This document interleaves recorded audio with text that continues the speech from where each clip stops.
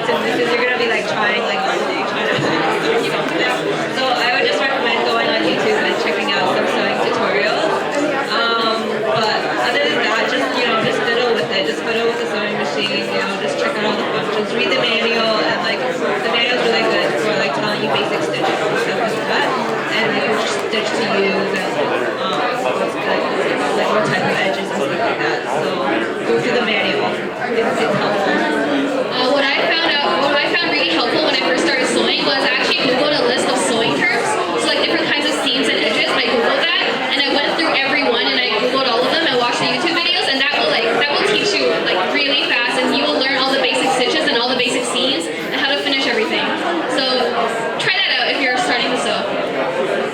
I'd like to add, I'm not a pro sewer myself, so I'm starting out.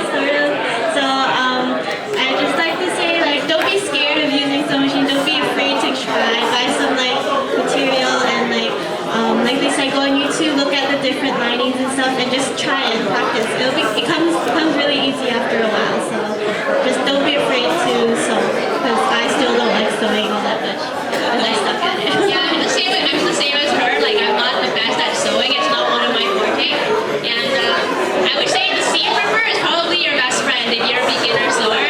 So if you're sewing anything, like it's okay to make mistakes, right? You can just kind of cut the thread, take it apart, and just do it over again, and your fabric will be fine. Yeah, I know it's scary when you have a large like length of fabric and you're scared to cut it because you don't know where to cut it, and like if you're gonna screw up, you don't have enough. Always leave extra room. Yeah, You can always pick stuff. tell yourself You cannot. it's okay and just cut it, and you'll be. That's a good way to start. Do not be afraid to make mistakes. You will make a lot of mistakes when you first start sewing, and you're gonna be really frustrated and seam rip all day, but you'll get there. It'll work. It'll work eventually. Anything else?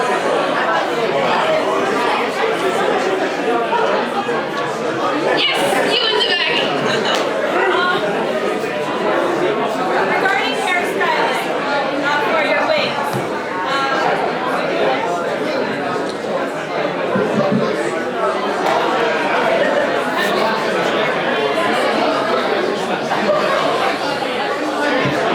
Apparently this is for questions. I'm interested.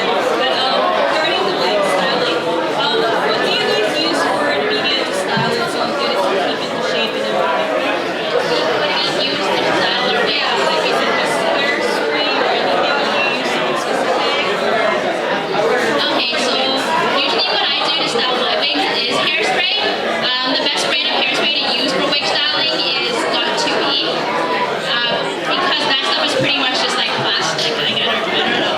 But yeah, you pretty much spray it on, and if you want spiky hairstyles, you can put a hair dryer to it, so the heat forms and sets the plastic of the hairspray. That's how I style my wigs.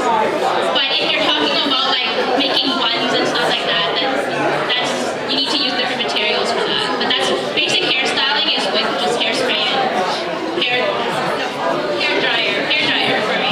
There are also some wigs that are heat resistant, so you can take a hair straightener to it and actually straighten it or curl it or whatnot, but you have to make sure it's heat resistant or else your hair will melt. So be careful. Actually, I worked with a heat resistant wig recently, and it was so heat resistant that your curling iron you can't curl it with a curling iron. Like, it doesn't do anything. Like, the heat just doesn't form the plastic at all. And I'm actually like working on a tutorial for it right now, so it'll be on our site. But yeah, you need to actually turn the curling iron on and then hairspray it, or you spray it and then you wipe it. Like, you spray the hairspray on the fibers, and then you have to wipe it out a bit with water, and then you comb it out so it's not all chunky